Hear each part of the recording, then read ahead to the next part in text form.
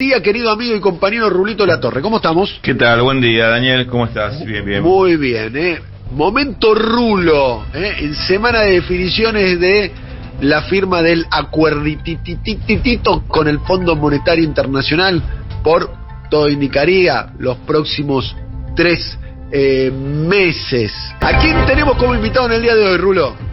Creo que no exagero nada si digo que es un experto en inversiones y en un momento como este donde desde acá se está mirando qué pasa en Estados Unidos y tratando de adivinar cómo desde Estados Unidos nos miran a nosotros, qué mejor que hablar con un argentino que está allá y aparte experto en inversiones. Se trata de Javier Timerman, con quien ya hemos hablado en otras oportunidades.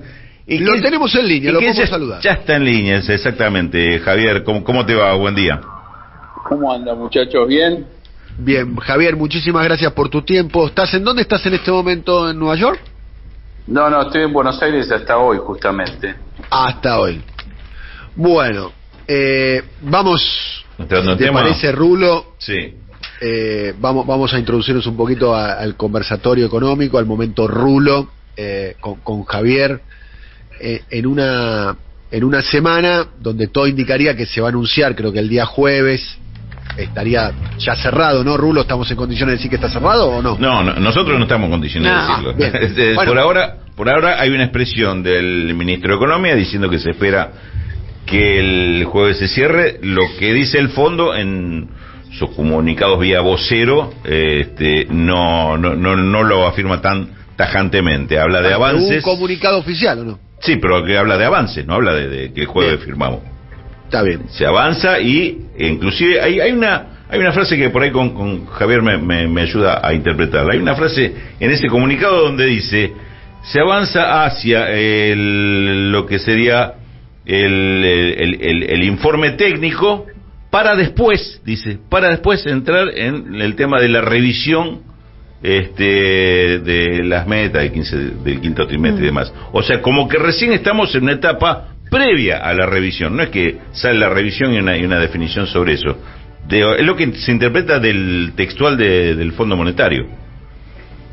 Sí, también que el directorio debe votar ese acuerdo del staff, que eso también te come días, el FMI entra en un receso. Y lo que están apurando también es llegar a las PASO, que son acá en 2 semanas, a la vuelta de la esquina, con eso un poco más acomodado. Desde Argentina están apurando. Exactamente. No, obviamente que no. Javier, sí. No, yo creo que, como acá dijo Valentina, es una forma de ordenar el proceso electoral para que no haya muchos sobresaltos, ¿no? Si llegó un acuerdo, perdón, no se sabe bien que incluye ese acuerdo, porque incluso el ministro Massa tampoco dijo cuántos dólares iba a desembolsar, cuándo, qué medidas. Se anunciaron las medidas, pero no se anunció lo que el fondo le estaría exigiendo en términos de controles, ¿no? de metas sobre la economía argentina. Así que yo lo veo esto más como un ordenamiento para sacarle el foco del día a día ante un proceso electoral muy importante que está pasando la Argentina, donde se van a decidir muchas cosas, y el fondo entiende que no quiere romper con la Argentina, pero que necesita un plan de largo plazo. Yo creo que en eso están todos los candidatos de acuerdo, y la verdad que negociar hoy en día, más que un acuerdo temporario, no le sirve ni al fondo, ni al gobierno, ni a la oposición, ni a nadie. Entonces,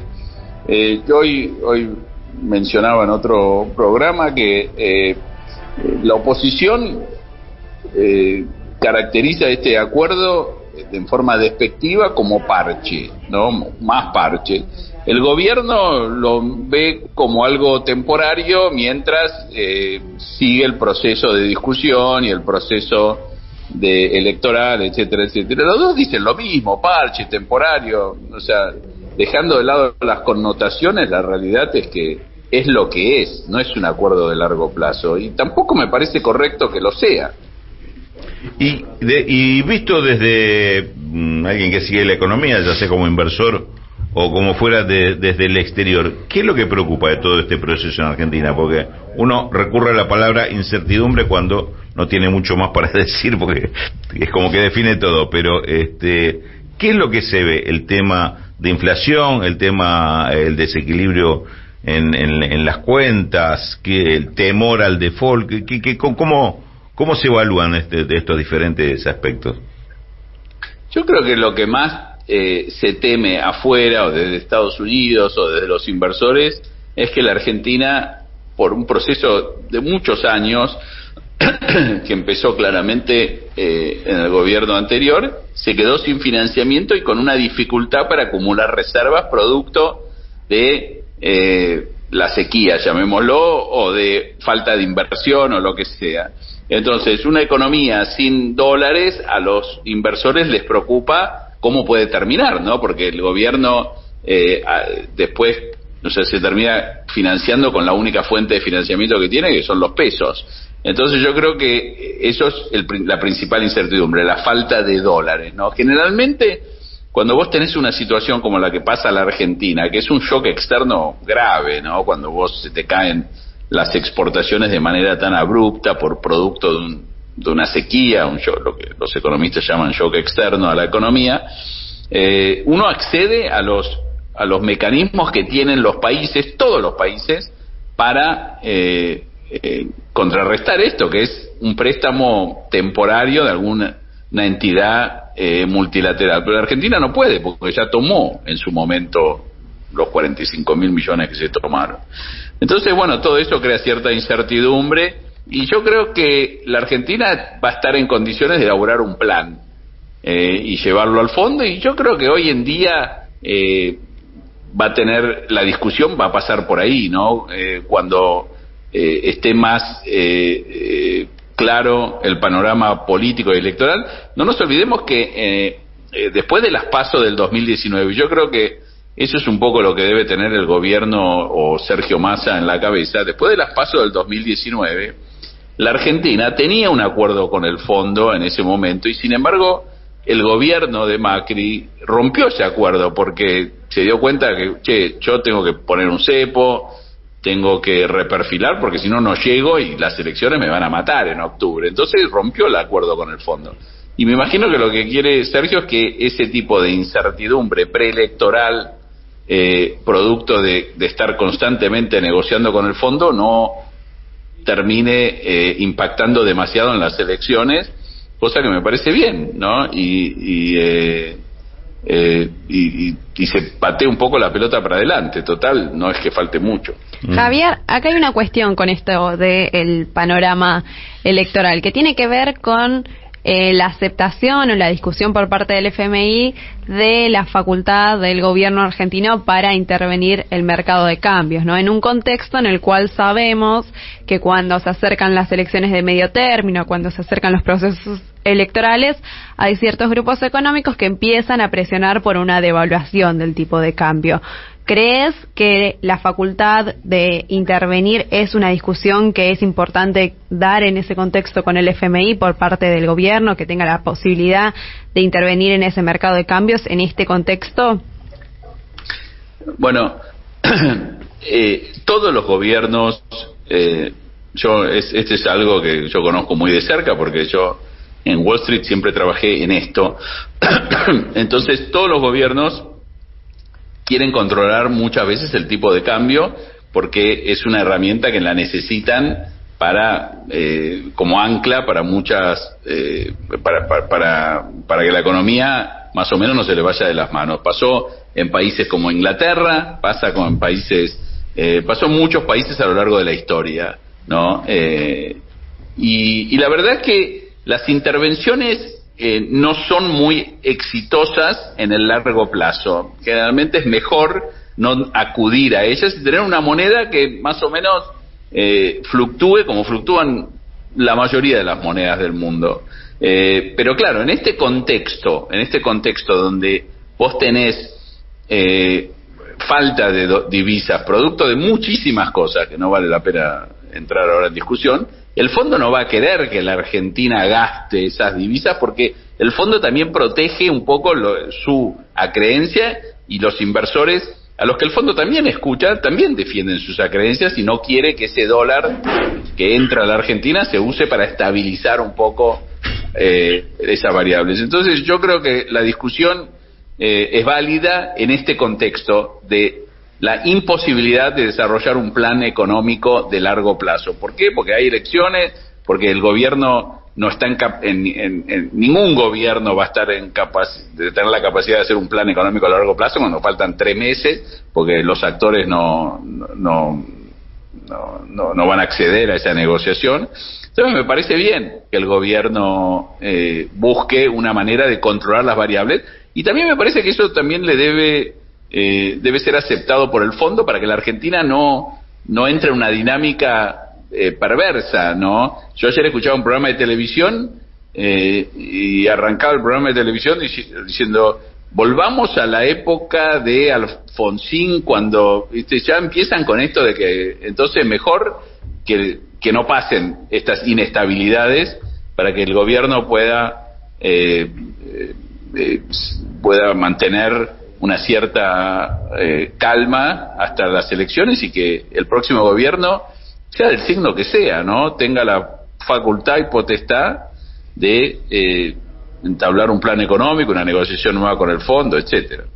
A ver, Javier, te pregunto porque obviamente desde tu punto de vista tenés muchísimos más elementos que nosotros para evaluarlo, pero ayer lo que hubo, primer día después del anuncio de las medidas que tomó el gobierno argentino con respecto a la situación de exportaciones, importaciones y demás, lo que sucedió fue un abrupto salto del dólar blue, 25 pesos más o menos subió ayer, pero al mismo tiempo tuviste que suben los bonos de la deuda, los bonos soberanos, baja el riesgo país, y los dólares financieros no se movieron tanto, que prácticamente no hubo variación, o fue una variación muy marginal. ¿Cómo se lee esto?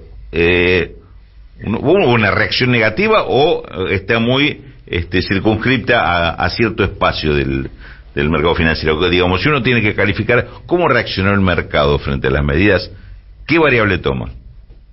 Lo que pasa que es difícil, cuando uno dice que algo suba, puede ser una reacción positiva o negativa, depende para qué. Sí. Por ejemplo, el mercado reacciona en forma, los bonos reaccionaron en forma positiva porque se llegó a un acuerdo con el fondo, probablemente desembolsen cierto dinero, se llegue con más tranquilidad en términos de dólares y bueno, es una incertidumbre despejada. Pero por otro lado, es evidente que el fondo le exige al gobierno, y le va a exigir al próximo gobierno, que ajuste el tipo de cambio. Entonces cada uno va tomando, reacciona por variables diferentes. Si el día de mañana, por ejemplo, cuando ganó el gobierno, la oposición las elecciones en Santa Fe de manera contundente, también subieron los bonos. ¿Por qué? Porque el mercado festejó que va a ganar la oposición en las próximas elecciones. Entonces, lo que festeja el mercado pueden ser cosas muy variables, ¿no? Ahora, la realidad es que estamos en una economía encepada hace mucho tiempo. Macri puso el cepo, este gobierno no lo pudo sacar, y nos hemos quedado con menos dólares. Eso es un hecho fáctico.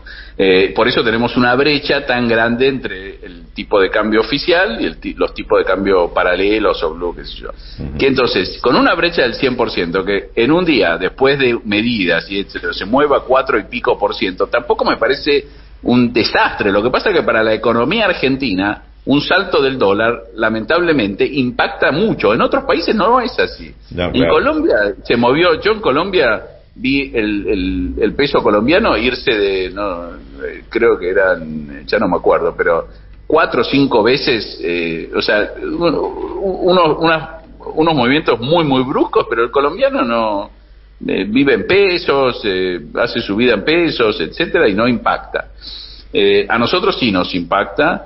Entonces yo creo que el mercado reaccionó de una manera esperable. Si vos tocas el tipo de cambio de la manera que el gobierno asume que lo tocó, que hubo una especie de ajuste, si vos querés, en los dólares, y gente que necesita comprar, que necesita cubrirse, un negocito, algo, alguien que tiene un pago por hacer, va a comprar dólares. Además, la expectativa es, ya lo vivimos cada vez primero que cada vez que hay elecciones generalmente se dolariza un poco la economía, y después el gobierno anterior, cuando llegó en el 2015, ajustó el tipo de cambio de manera sustancial. Entonces, ¿por qué la gente va a pensar que eso no va a volver a ocurrir? Y sobre el componente inflacionario que tiene el acuerdo, ¿vos creés que existe la posibilidad de, en esta renegociación o en esta rediscusión que está dando el gobierno argentino, de quizás solventar ese impacto directo? Digo, sabemos que a partir de que se firma el acuerdo, el ritmo inflacionario, entre otros motivos, empieza a crecer, se establece un régimen de alta inflación. También es uno de los puntos que se negoció con el FMI, este esquema de las tasas de interés por encima de las tasas de devaluación, que tiene una transferencia inflacionaria directa. ¿Vos creés que con esta recalibración de metas eso de alguna forma se puede contener un poco más o va a seguir el mismo ritmo en los próximos meses? Yo creo que en esta instancia el gobierno... ¿por qué el gobierno prefiere este tipo de acuerdos o este tipo de medidas y no una devaluación?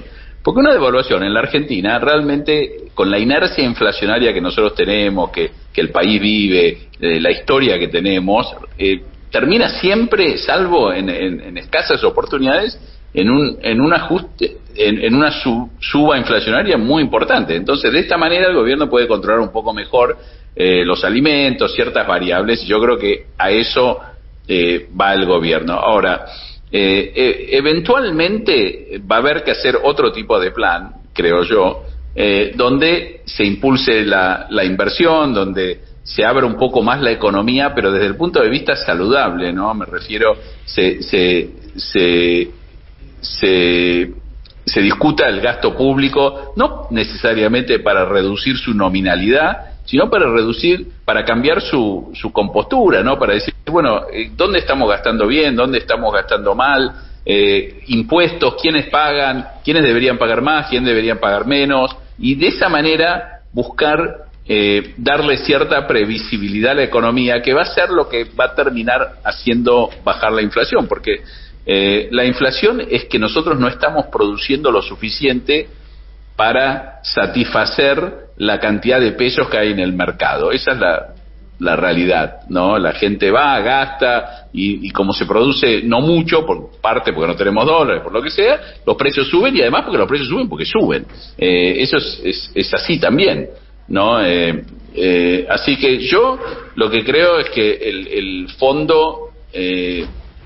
lo que está diciendo es, miren, yo también tengo una historia, también tengo acreedores, también tengo accionistas, y yo no puedo hoy en día validar que el gobierno reciba dólares y los venda a los niveles tan por debajo de donde está los otros dólares, los financieros, etcétera. Entonces, bueno, es una forma de acomodar la situación ante un proceso electoral. Y el fondo no quiere quedar ni como héroe ni como villano. Para algunos va a ser un héroe, para otros es un villano. Yo, por lo que escucho, tanto para todos es un villano, porque la oposición le dice, ustedes tienen que ser mucho más duros con el gobierno. El gobierno dice, no son comprensivos con lo que nos dejó el gobierno anterior, y así, así pasa el tiempo.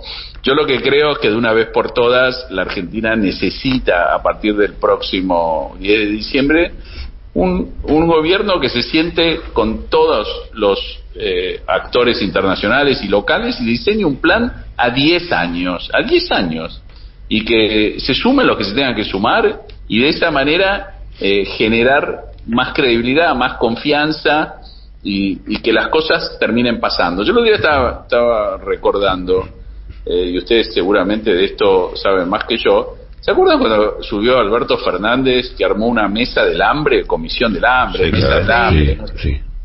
¿Alguien sabe qué pasó con eso? Sí, no pasó nada. Bueno, pero te das cuenta que no pasa nada. Pero si no pasa nada con eso, ¿por qué pasará con otras cosas? Entonces, la verdad es que tienen que pensar en algo, un camino, una forma de conducir el país y ir por ese camino, ¿no? Yo tengo un amigo, yo viví en muchos países, no, pero en 3 países, y un amigo también mío de cuando yo vivía en Israel se convirtió en un empresario muy exitoso, muy exitoso, y hace tipo 20 años de esto lo nombraron para presidir una comisión para mejorar la educación en Israel. Una comisión con el nombre, con su nombre, él convocó a diferentes actores de la política, la economía, una comisión presidencial. Y hasta el día de hoy se habla de esa comisión y las recomendaciones que hizo y cómo el país fue mejorando en educación, que era lo que esta comisión tenía que ocuparse. Pero nosotros hacemos una comisión del hambre y no pasa nada. Y nadie le importa que no pase nada. Eso es lo peor. Es que acá cuando nombran una comisión ya de movida nadie espera que pase nada, ese es el problema. Exacto, pero porque no lo hacen para que pase. Claro, pero ¿Qué comisión puede hacer algo cuando había unas 200 personas, profesores universitarios, esto, lo otro, y ¿qué se van a poner a discutir? Tienen que ser 4 personas, 4 expertos. Sí, empezando, a ver, no sé si lo conociste a Rafael Kuanov.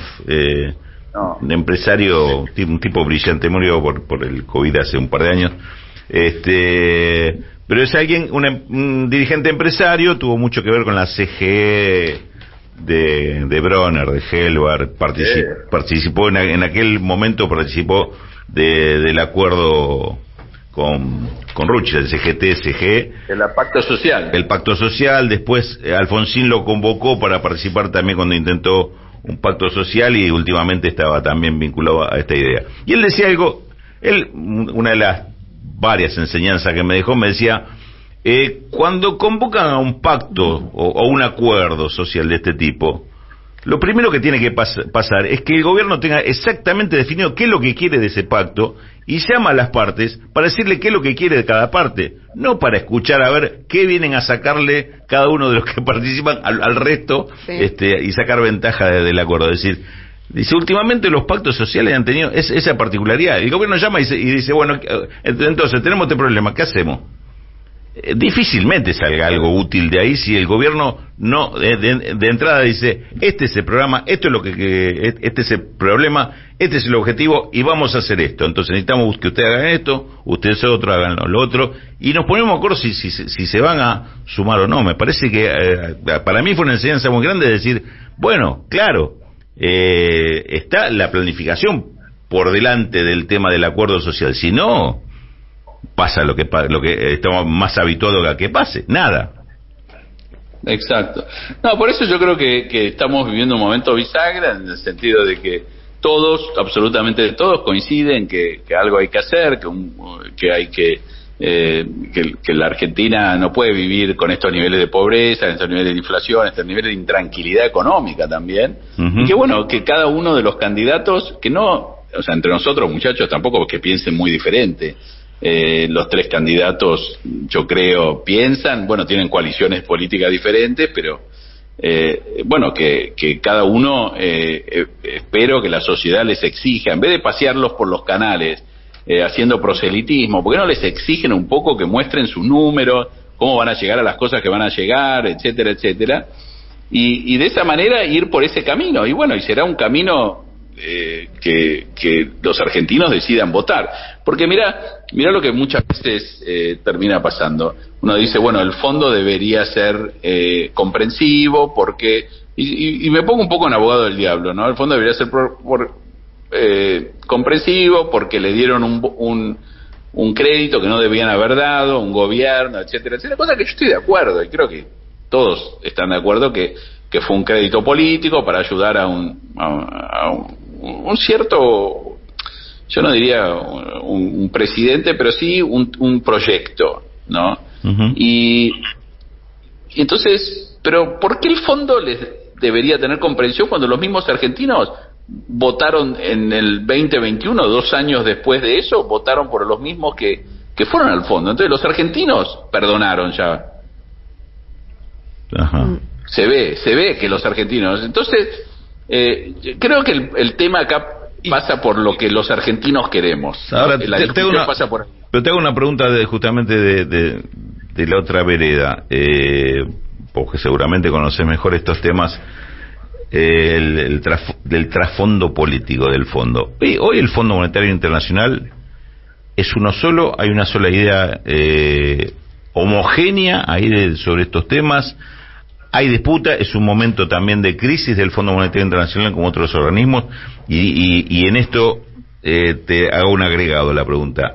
¿No hay intereses políticos dentro del fondo que tienen también cierta intencionalidad y cierto juego a favor o en contra de un gobierno, a favor o en contra de una oposición?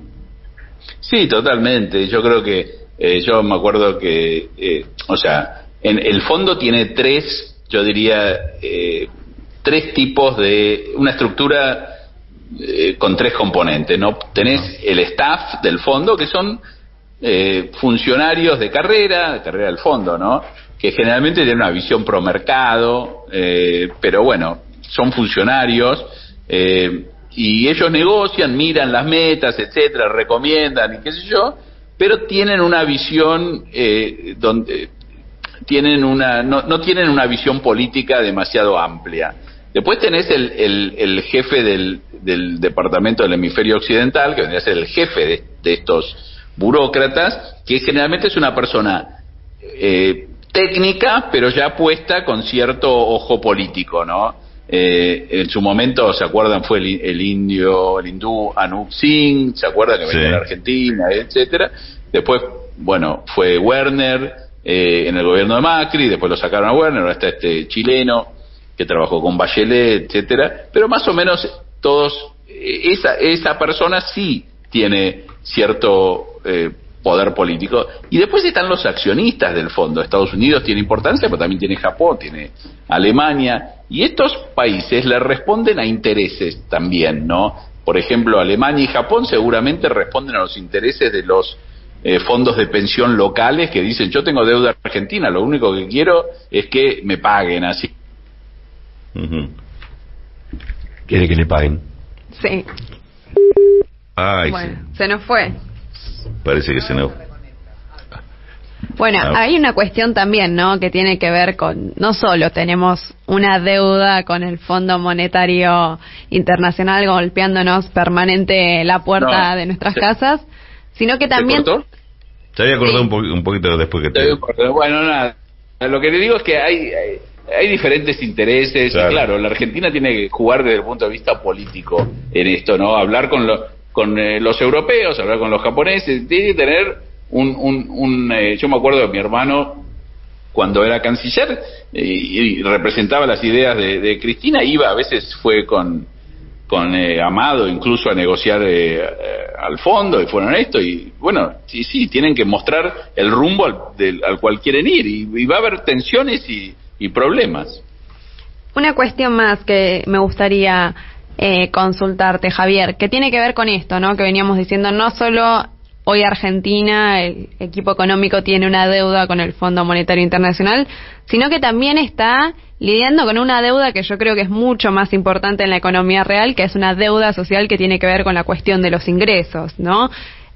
Una cuestión que parecería que no está en los programas de los candidatos, que no se está discutiendo, que tiene que ver con políticas que ayuden a que esta distribución del ingreso sea más equitativa. Sabemos que durante el gobierno del Frente de Todos hubo una transferencia directa de los ingresos del sector del trabajo hacia el sector del capital, y eso es una tendencia que comenzó en un esquema de valorización financiera con Macri, se consolidó con el gobierno de Alberto Fernández y todavía no se revirtió del todo, ¿no? Sí, como dice mi primo Raúl Timmer, mi primo, dice: en la Argentina hubo redistribución de riqueza, pero no alcanzó para los pobres, dice mi primo. No derramó. Claro. Se la quedaron los ricos. No, sí, yo creo que, mira, el otro día estaba escuchando un debate, porque estoy recordando un poco cuando fue la elección en el año 92 de Clinton con Bush, y lo que Clinton decía en ese momento recesivo y todo, decía: si nosotros logramos nosotros logramos reducir el déficit con los que más tienen contribuyendo más, la economía va a generar su propio desarrollo, porque la gente va a estar mejor y va a haber inversión y etcétera, etcétera. Así que yo creo que sí, que hay que plantear todos estos temas, pero la realidad también es que vivimos en una economía globalizada y la inversión viene del capital. Entonces yo creo que lo que hay que hacer es mucha previsibilidad para que trabajen juntos el capital y el trabajo de tal manera que derrame, porque es bueno para todos que derrame, es malo que no derrame, pero para eso tienen que haber ciertos acuerdos que en la Argentina cuesta mucho alcanzarlos. Por eso yo creo que la discusión tiene que ser mucho más integral. A mí me gustaría que en la Argentina realmente se pueda haber discusiones serias sobre todos los aspectos. Yo mencioné el del hambre porque me llamó la atención, pero por otro lado, yo creo que todos coinciden que tiene que haber algún tipo de mejora en la situación impositiva, en el código impositivo, etcétera, para ajustar lo que haya que ajustar, simplificar lo que haya que simplificar. Entonces, yo creo que sería muy bueno, mucho mejor que los candidatos realmente expresen esta visión para, de alguna manera, cuál es su visión, porque el fondo va a reaccionar cuanto más solidez política tenga el elegido y más capacidad de gestión tenga. Yo creo que el fondo va a ser más accesible. Lo que pasa es que si el fondo ve, me parece, ¿no? Que no hay un objetivo nacional, tampoco se lo va a imponer el fondo. Claro.